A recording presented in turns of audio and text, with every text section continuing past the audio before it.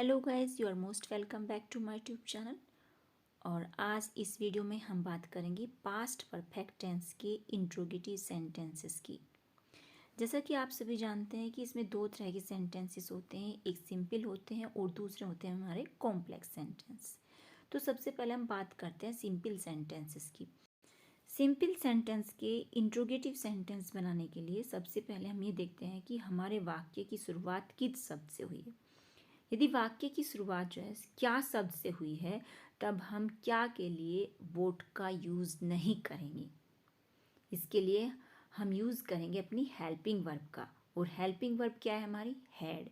तो हम सब्जेक्ट से पहले हैड लिखेंगे और हैड के बाद हम सब्जेक्ट का यूज़ करेंगे और सब्जेक्ट के बाद हम वर्ब की थर्ड फॉर्म और प्लस ऑब्जेक्ट और प्लस अदर वर्ड्स का यूज़ करेंगे। फॉर एग्जाम्पल, क्या तुमने अपने हाथ अच्छी तरह से धो लिए थे? तो सेंटेंस में की शुरुआत किससे हुई? क्या शब्द से। तो हम क्या के लिए वोट का यूज़ नहीं करेंगे, हैड लिखेंगे। तो हमने सबसे पहले क्या लिखा? हैड। हैड के बाद हमारा इसमें सब्जेक्ट क्या है? सब्जेक्ट है तुमने। तो तुमने के लिए हम क्या लिखेंगे? यू। और यू के बाद हम वर्ब की थर्ड फॉर्म जो कि हमारी वोस्ट होगी उसको लगाएंगे और फिर हम अपना ऑब्जेक्ट लिखेंगे। ऑब्जेक्ट क्या है? अपने हाथ, तो योर हैंड्स। और फिर अदर वर्ड्स में आ गया हमारा प्रॉपरली। तो हमारा सेंटेंस कुछ इस तरह से हो गया कि had you washed your hands properly? क्या तुमने अपने हाथ अच्छी तरह से धो लिए थे? एक एग्जाम्पल और देख लेते हैं, जैसे क्या तुमने खाना खा लिया था? तो इसमें भी हमारे वाक्य की शुरुआत क्या शब्द से हुई है, तो इसलिए हम हेल्पिंग वर्ब का यूज़ करेंगे, हैड। फिर हमने सब्जेक्ट लिखा यू, फिर वर्ब की थर्ड फॉर्म ईटन और उसके बाद ऑब्जेक्ट लिखा द फूड। तो हमारा सेंटेंस हो गया had you eaten the food? क्या तुमने खाना खा लिया था? लेकिन यदि हमारा वाक्य जो है निगेटिव भी हो, तब हम नोट का यूज़ कहाँ पर करेंगे? तो नोट का यूज़ हमें जो है सब्जेक्ट के बाद और मेन वर्ब से ठीक पहले करना है। इसी सेंटेंस को ले लेते हैं, जैसे क्या तुमने खाना नहीं खाया था? तो इसमें सबसे पहले हम अपनी हेल्पिंग वर्ब लिखेंगे। हेल्पिंग वर्ब के बाद सब्जेक्ट आएगा और सब्जेक्ट के ठीक बाद हमें नोट लगाना है। लगा दिया, उसके बाद हमें क्या करना है? मेन वर्ब की थर्ड फॉर्म लिखनी है। तो ईटन लिख दिया हमने और उसके बाद हमारा ऑब्जेक्ट हो जाएगा। तो had you not eaten the food? इस तरह से हमारा ये सेंटेंस हो जाएगा। अब आप इसकी स्ट्रक्चर देख लीजिएगा। तो सबसे पहले हम लिखेंगे अपनी हेल्पिंग वर्ब। हेल्पिंग वर्ब इसमें हमारी हैड, उसके बाद सब्जेक्ट आएगा, सब्जेक्ट के बाद मेन वर्ब की थर्ड फॉर्म आएगी, फिर ऑब्जेक्ट और फिर अदर वर्ड्स। आइए अब सेकंड टाइप के इंट्रोगेटिव सेंटेंसेस देख लेते हैं।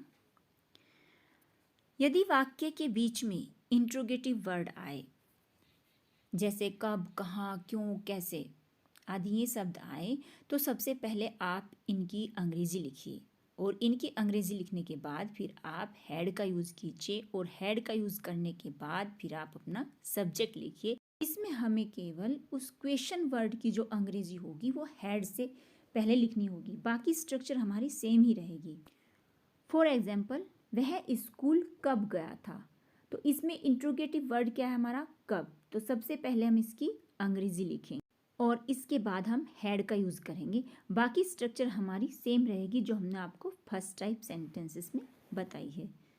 तो ये सेंटेंस हो जाएगा हमारा वैन, और फिर उसके बाद हमने हैड लिखा। हैड के बाद हमारा सब्जेक्ट क्या है?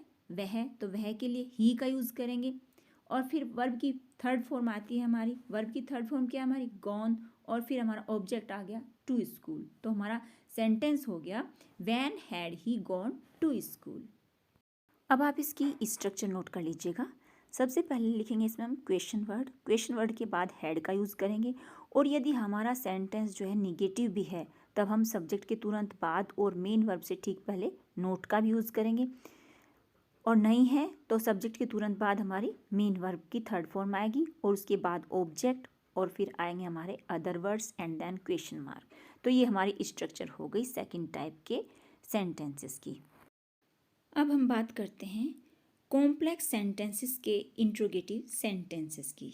इसमें हमारा सबसे पहला रूल ये है कि यदि वाक्य में क्या शब्द सबसे पहला आया है, तो क्या शब्द का अनुवाद वोट से नहीं करेंगे, बल्कि सब्जेक्ट के अनुसार सहायक क्रिया डिड या हैड का यूज़ करेंगे। फॉर एग्जाम्पल, क्या मेरे आने से पहले वह यह समाचार सुन चुका था। तो सबसे पहले आप अपना सेंटेंस देखिए। हमारे सेंटेंस की शुरुआत किस वर्ड से हुई? क्या से। क्या शुरू में आ गया। इसके बाद ये देखिए कि जो सेंटेंस दिया गया है उसमें पहले, पूर्व या फिर बाद शब्द का प्रयोग हुआ है या नहीं, और उसी के बेस पर आपकी इंट्रोगेटिव स्ट्रक्चर बनेगी। क्योंकि प्रिंसिपल क्लॉज का अनुवाद पहले होता है, और यदि इस वाक्य में पहले शब्द आया है तब हमारी प्रिंसिपल क्लॉज किसमें बनेगी? पास्ट परफेक्ट टेंस में बनेगी। और पास्ट परफेक्ट टेंस में बनने के कारण हम शुरू में किसका यूज़ करेंगे? हैड का। और फिर इसके बाद हम अपना सब्जेक्ट लिखेंगे। सब्जेक्ट इसमें क्या है हमारा? वह। तो वह के लिए क्या आएगा? ही। फिर हमारे इसमें वर्ब क्या है? सुन चुका था, तो इसकी थर्ड फॉर्म होगी हियर्ड। तो हैड ही हियर्ड। फिर क्या सुन चुका था? यह समाचार। ये हमारा ऑब्जेक्ट है, तो ऑब्जेक्ट आ गया दिस न्यूज। इसके बाद हम बिफोर लिखेंगे, और बिफोर के बाद हम सबऑर्डिनेट क्लॉज का सब्जेक्ट। तो सबऑर्डिनेट क्लॉज का सब्जेक्ट है आई। हमने आई लिख लिया, और चूंकि हमें ये सेंटेंस पास्ट इंडेफिनिट टेंस में बनाना है, इसलिए हमने वर्ब की सेकंड फॉर्म का यूज़ किया। यहाँ पर हमने केम लिखा। तो कुछ इस तरह से हमारा सेंटेंस हो गया, had he heard this news before I came. और यदि वाक्य निगेटिव भी हो तब हम इसमें सब्जेक्ट के बाद और मेन वर्ब से ठीक पहले नोट का यूज़ करेंगे। जैसे एक एग्जाम्पल ले लेते हैं, जो मैंने आपको अभी बताया उसी का निगेटिव बना लेते हैं। जैसे, क्या मेरे आने से पहले वह यह समाचार नहीं सुन चुका था। तो इसमें क्या करेंगे हम? शुरू में हैड लिखना ही हमें, फिर हमारा सब्जेक्ट ही, और ही के तुरंत बाद नोट लगा, और इसके बाद मेन वर्ब हियर्ड का यूज़ किया। तो हमारा पूरा सेंटेंस हो जाएगा, had he not heard this news before I came. सबसे पहले इसमें हैड का यूज़ करेंगे, उसके बाद सब्जेक्ट का, सब्जेक्ट के बाद मेन वर्ब की थर्ड फॉर्म आएगी, फिर ऑब्जेक्ट आएगा, ऑब्जेक्ट के बाद यदि अदर वर्ड्स हैं तो आएंगे, नहीं तो नहीं आएंगे। उसके बाद बिफोर, बिफोर के बाद सबऑर्डिनेट क्लोज का सब्जेक्ट आएगा, फिर वर्ब की सेकंड फॉर्म आएगी, उसके बाद ऑब्जेक्ट, और फिर अदर वर्ड्स फॉर्म आएगी, एंड देन क्वेश्चन मार्क आएगा। तो ये तो हमारी स्ट्रक्चर हो गई उनके लिए जिनमें हमारा क्या आता है? पहले या पूर्व शब्द आया हो, और प्रिंसिपल क्लोज हमारी पास्ट परफेक्ट में बनती हो। लेकिन यदि इन वाक्यों में निगेटिव भी है तो मैंने जैसा आपको भी बताया, सब्जेक्ट के तुरंत बाद और मेन वर्ब से ठीक पहले आप नोट का यूज़ कीजिए। अब हम उन सेंटेंसेस को ले लेते हैं जिनमें के बाद या फिर के पश्चात शब्द आया हो। जैसे, क्या खाना खाने के बाद उसने अपने हाथों को अच्छी तरह से धो लिया था। अब इस सेंटेंस को देखिए। इस सेंटेंस की शुरुआत हुई है क्या शब्द से, और सेंटेंस के बीच में वर्ड आया है के बाद। चूंकि इसमें के बाद वर्ड आया है तो इसलिए हमारी प्रिंसिपल क्लोज बनेगी पास्ट इंडेफिनिट टेंस में। तो हमें वाक्य की शुरुआत करनी पड़ेगी हेल्पिंग वर्ब डिड से, क्योंकि पास्ट इंडेफिनिट टेंस में जो हमारी हेल्पिंग वर्ब है वो डिड है, और डिड के साथ वर्ब की फर्स्ट फॉर्म का यूज़ होता है। तो वाक्य की शुरुआत करते हैं हम अपनी हेल्पिंग वर्ब डिड के साथ, और चूंकि डिड के साथ वर्ब की फर्स्ट फॉर्म का यूज़ करते हैं इसलिए हम जो है सब्जेक्ट के बाद वर्ब की फर्स्ट फॉर्म लिखेंगे।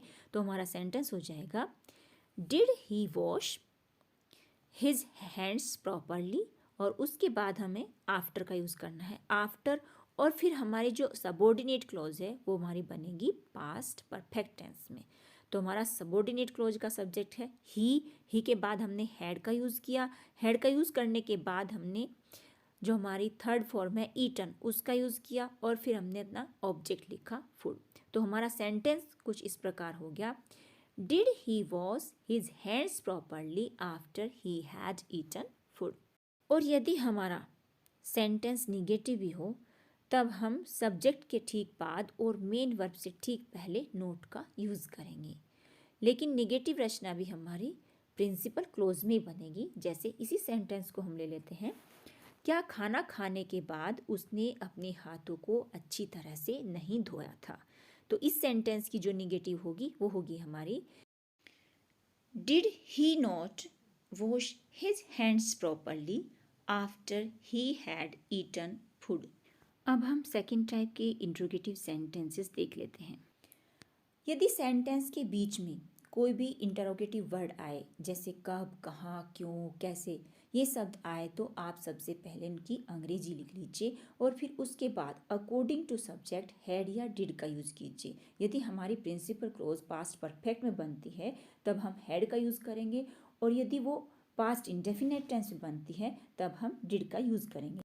फॉर एग्जाम्पल, तुम्हारे जाने से पहले रोहन ने क्या खाया था। तो इसमें हम सबसे पहले ये देखते हैं कि हमारा इंट्रोगेटिव वर्ड कौन सा है।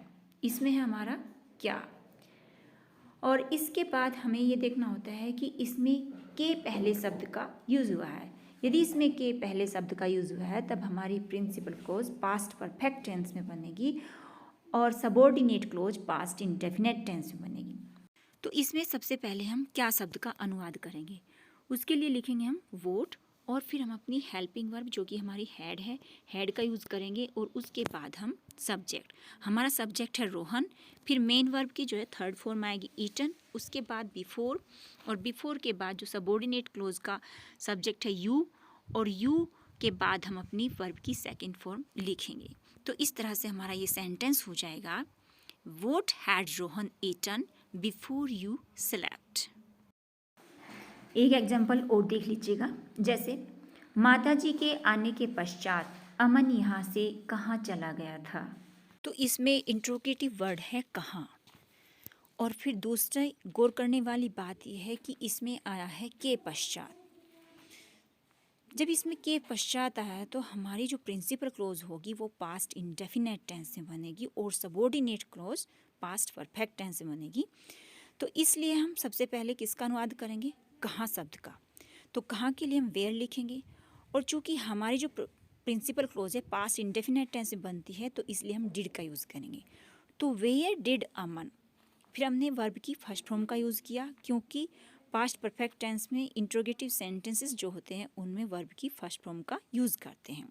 तो गो लिखा, फिर गो के बाद हमने आफ्टर लिखा, और आफ्टर के बाद फिर हमारा जो सबॉर्डिनेट क्लोज का सब्जेक्ट है मदर, उसका यूज़ किया, और फिर हमने हैड प्लस वर्ब की थर्ड फॉर्म लिखी। तो हमारा सेंटेंस हो गया, where did Aman go after mother had come. यदि सेंटेंस में पहले या पूर्व शब्द आए तब आप इस स्ट्रक्चर का यूज़ कीजिए।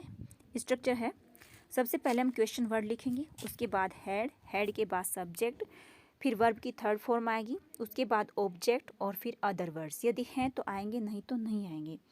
और फिर हम बिफोर का यूज़ करेंगे, और बिफोर का यूज़ करने के बाद सबॉर्डिनेट क्लोज का जो सब्जेक्ट है वो आएगा, फिर वर्ब की सेकंड फॉर्म आएगी, उसके बाद ऑब्जेक्ट आएगा, और फिर अदर वर्ड्स आएंगे। यदि सेंटेंस में के बाद या फिर के पश्चात शब्द आए फिर आप इस स्ट्रक्चर का यूज़ कीजिए। सबसे पहले हम लिखेंगे क्वेश्चन वर्ड, उसके बाद डिड, और डिड के बाद सब्जेक्ट प्लस वर्ब की first form plus object plus other words, यदि हैं तो आएंगे, नहीं तो नहीं आएंगे। इसके बाद हम आफ्टर का यूज़ करेंगे, उसके बाद सबॉर्डिनेट क्लोज का जो सब्जेक्ट हमारा वो आएगा, फिर हैड, हैड के बाद वर्ब की थर्ड फॉर्म, फिर ऑब्जेक्ट, और फिर other words, and then question mark. और आज तक के लिए इतना ही। अगर आपको मेरी ये वीडियो अच्छी लगी हो तो please like, share and subscribe. Thanks.